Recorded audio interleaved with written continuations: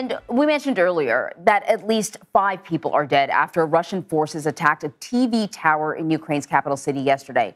Moscow also hit a Holocaust memorial site. Ukraine's president called the strike, quote, undisguised terror.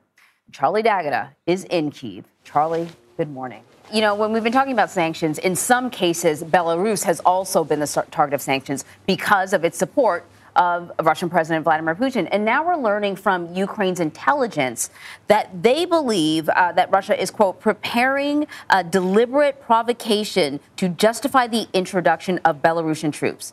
They claim that there are about 300 Belarusian tanks at the border. Can you offer any more insight? What are you hearing?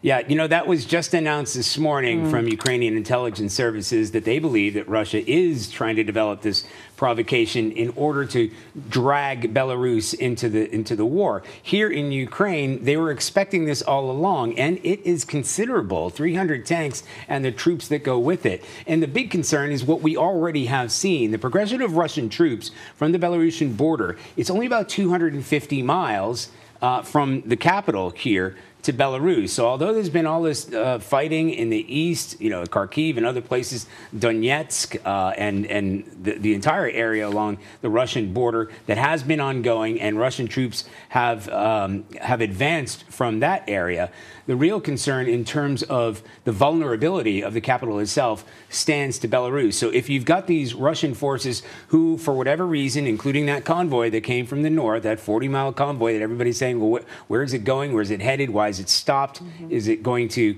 move into combat mode? In addition to that, right behind them now, if this happens, if Belarus is dragged into it, using this provocation, as the Ukrainian intelligence services are suggesting, then you've got another 300 tanks and the personnel and backup. And then it will, in addition to that, it also opens up a resupply route from Belarus itself. So that is a very dangerous development, not only in terms of the Belarusian military crossing that border, but in terms of supporting Russian logistics and resupply all the way back to Belarus.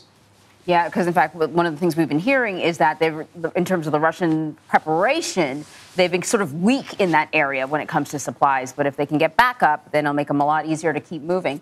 Charlie D'Agata, thank you so much, Charlie.